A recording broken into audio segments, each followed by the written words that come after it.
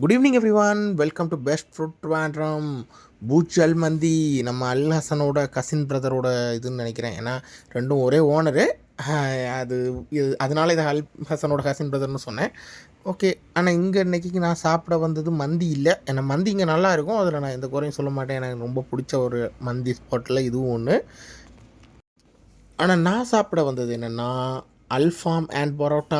என்னோடய ஸ்பெஷல் அதுதான். அதனால் அல்ஃபாமும் பரோட்டாவும் ஆர்டர் பண்ணியிருந்தேன். அல்ஃபாம் ஹனி சில்லி ஓகேவாக இருந்தது. பரோட்டா எனக்கு அவ்வளோவா பிடிக்கல. காரணம் என்னென்னு தெரியல. ஒருவேளை அன்னப்பூர்ணாவில் சாப்பிட்டு எனக்கு அங்கே உள்ள பரோட்டா பிடிச்சிருச்சு போல்.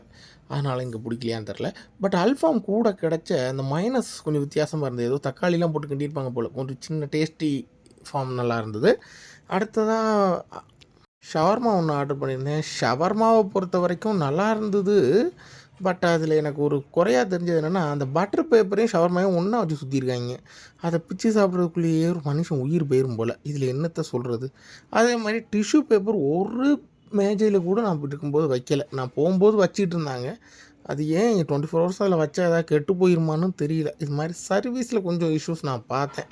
அதை அவங்க சரி பண்ணிக்கிட்டால் நல்லது. ஏன்னா நான் அவங்ககிட்ட சொல்லிட்டு தான் வந்தேன் இந்த மாதிரிப்பட்ட விஷயங்கள் இருக்குதுன்னு. அதை அவங்க சரி பண்ணுவாங்களா என்னன்னு தெரியல. டிஷ்யூ பேப்பர் இல்லாமல் நான் எப்பட்றா சாப்பிட்றது? கஷ்டம் இல்லை?